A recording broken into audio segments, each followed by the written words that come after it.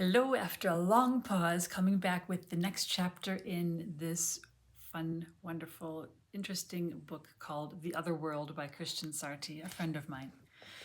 We are on chapter 6, so if you haven't watched or heard the first 5 chapters, I've read them and they're on my YouTube channel here, so go back and listen to them. The time between them,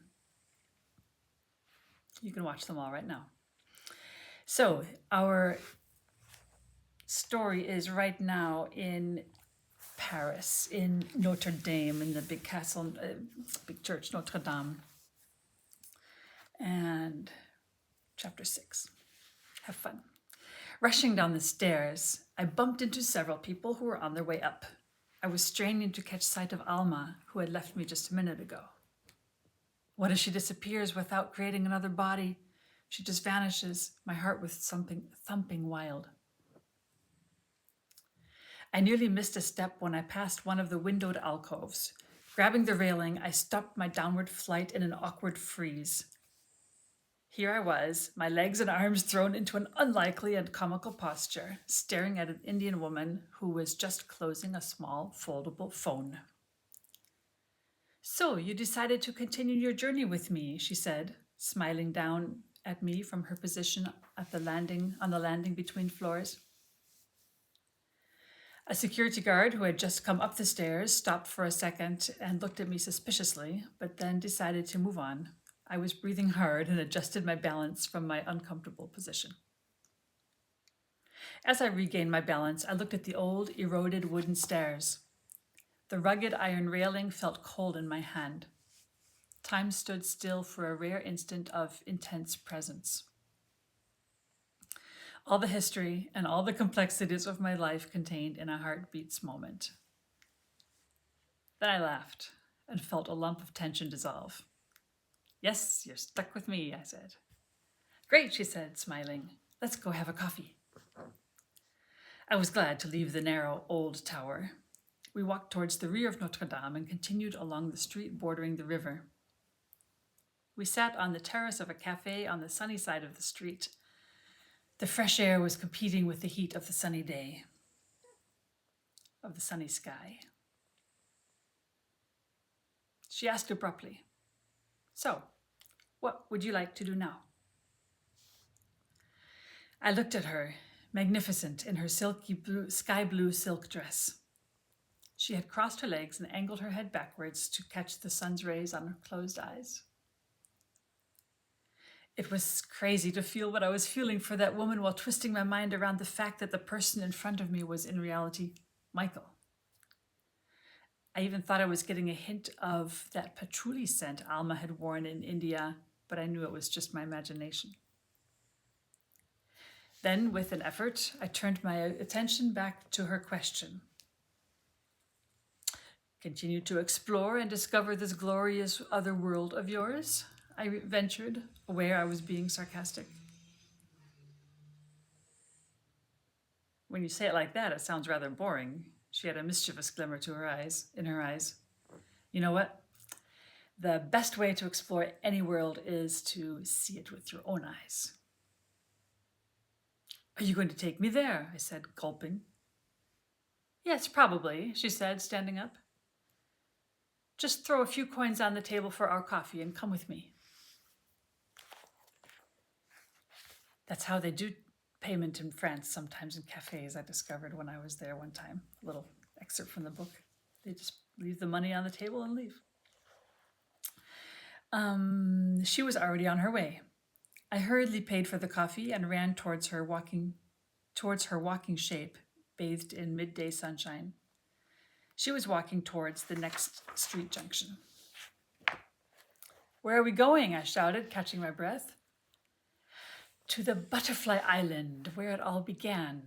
Her eyes were beaming. Her whole bodily appearance was sparkling with energy. "What island?" "You will see. I have called Chul, and he's taking us there right away." We walked towards the other side of the river island on which Notre Dame was built and arrived at the Quai aux Fleurs, which is lined by a permanent flower market. Alma did not stop there, swiftly walking towards a bridge linking the two islands in the oldest heart of the city. At the corner of the bridge, I saw Michael's dark red Peugeot parked halfway on the sidewalk. The driver's door opened, revealing Chul, dressed in a blue uniform-like suit. With a broad smile, he opened the back door, where I dropped into the comfortable seats, grunting with relief. Chul did not seem to be surprised by Michael's changed appearance. I closed my eyes and felt the powerful car move us on the old Parisian cobblestones.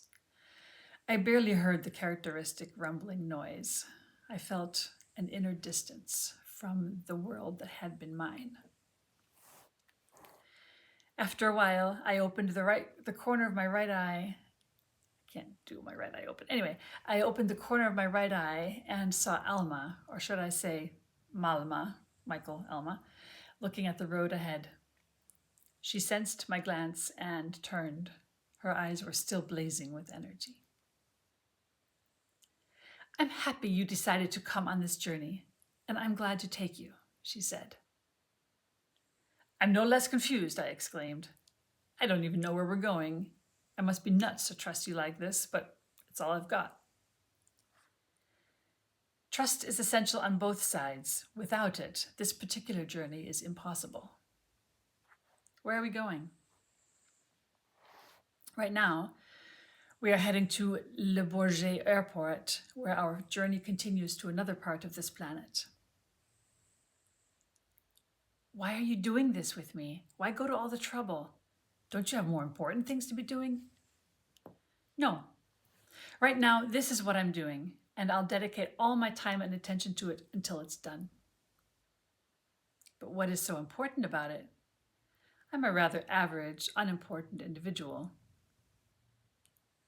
"Luke, the great thing about you is that you have shown inner strength, the capacity and willingness to be open-minded and to see in things differently. Because of that, I trust you, and I know that you are capable of taking this journey." Traffic grew dense as we neared the airport. After passing big warehouses and parking facilities, we arrived at a small, inconspicuous-looking gate. Chul flashed a badge at a security agent, and the gate went up with a high-pitched metallic sound, piercing even the car's sound insulation. "Butterfly Island sounds like the Caribbean," I said as the car drove past hangars of various sizes. "You'll see," she said, smiling. "Why don't you enjoy not knowing for a while longer? Sometimes it's a good state of mind to be in." Maybe that's good for us to remember as well. Why don't you enjoy not knowing for a while longer? Sometimes that's a good state of mind to be in. I was reluctantly getting used to my companion's mysterious Sibylline ways. I'll have to look up Sibylline. Sibylline. The more I accepted that I had become a student again and that Alma, Michael was teaching me something, the less rebellious The more I accepted that I had become a student again and that Alma/Michael was teaching me something, the less rebellious my state of mind was becoming. After a short drive, Chul parked the car in front of one of the bigger hangars. The change of air as Alma opened her door, suddenly cooler and smelling of kerosene, tore me out of my reverie. The massive sliding gates of the hangar were closed, but bright light was emanating from a small entrance on the side of the building. I saw Alma walking straight towards this entrance and disappearing through the door's luminous frame. As I turned to our driver, I saw that he had also left the car without my noticing. For a moment, I resisted leaving the safe comfort of our vehicle. I realized that I was probably going to leave the country, flying off to a destination my incredible companion had decided to take me to. Finally, I got out of the car and walked to the door, where I stopped right within the frame. The sight of the large, brightly lit, golden and gleaming private jet took my breath away. Alma was standing next to the lowered stairs of the plane. She was speaking to Trul and another person in a pilot's uniform. As I approached, I saw that she was a tall woman. Her braided hair was held in the back by a rainbow-colored clip, contrasting with the formality of her uniform. "Meet Anne-Marie, our co-pilot," Alma said, and then looked at me with a particular intensity as she added, "Get yourself comfortable in the front part of the plane. I'll be with you shortly." I wondered what she was up to, but had to turn to the woman next to me. "Hi, nice to meet you," I said, shaking her hand. She had a pleasant, joyous face, an impression reinforced by her prominent cheekbones. Her skin was a light brown tone. "This is an amazing aircraft," I said, looking at her expectantly. "Yes," she confirmed enthusiastically. "It's a top-of-the-line Gulfstream jet. It can fly at nearly the speed of sound to any destination, almost halfway across the globe without refueling. But please, come in and see for yourself," she said enthusiastically with a pronounced French accent and pointed me up the stairs. Sorry if I'm not giving you the French accent. Not one of my specialties so far. As I stepped into the body of the aircraft, my steps froze again and my language capacity was instantly reduced to one word: wow, which I kept repeating until the co-pilot gently nudged me forward. Wow. I blushed and apologized, feeling a bit like the country mouse discovering the big city. "It's quite a sight when you come in," she laughed. I could see the real Alma had asked me to go. I could see the area Alma had asked me to go to. It was furnished with large individual seats draped in white leather. In front of the seats, attached to the walls, were shiny tables made of precious wood. It all made for a shocking impression of wealth. I took my seat and closed my eyes. I felt tired and needed some quiet space to forget all that was around.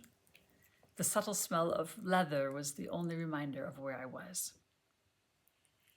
My thoughts drifted away and I fell asleep, looking down at my cat sleeping right next to me here on the sofa.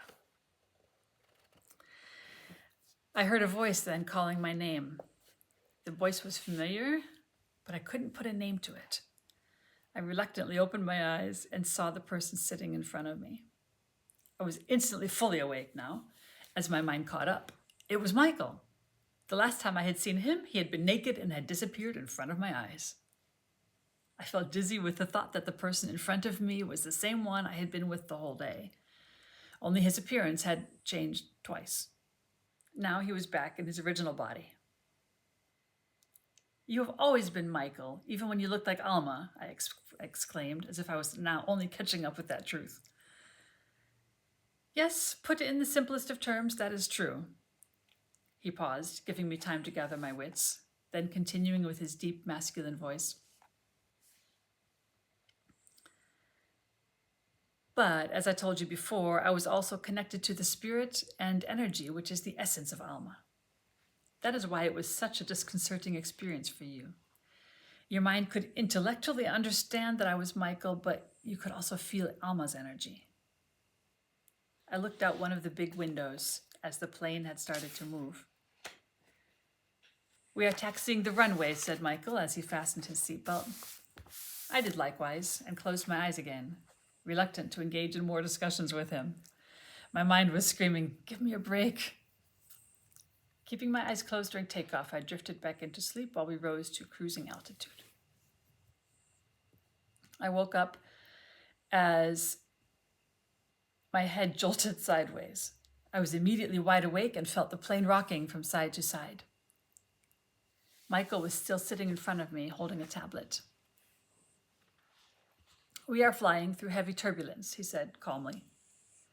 The plane, in unison with my stomach, seemed to be moving in all directions at once. I was starting to feel a bit sick.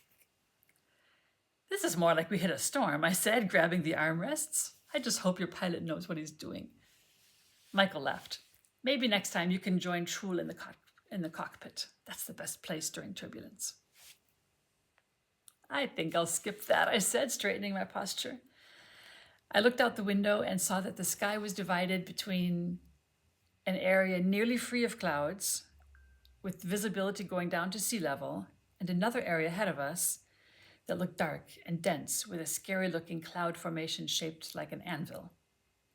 I felt the plane change course, slowly turning to the right.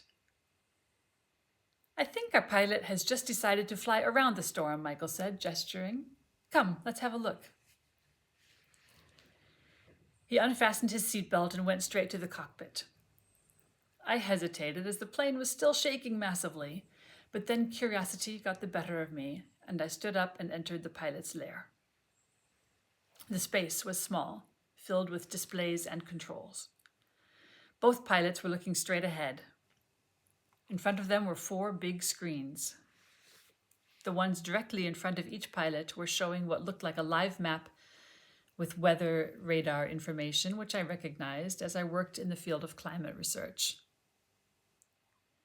Michael and I were standing in a tiny space just outside the door to the cockpit. Chul turned around and freed one ear from his headset. There's a pretty nasty storm ahead of us, as you can feel. It's not too spread out yet, so we are going to fly around it. It'll cost us half an hour of flight time. I just got the course change approval. No problem, Chul. We are in no hurry.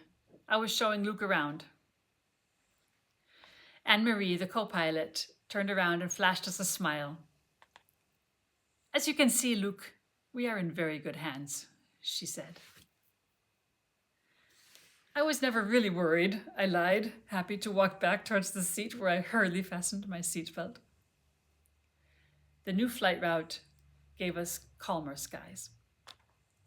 We spent the last hours relaxing and, of course, having an excellent meal, professionally served by Chul himself, the most versatile person I've ever met.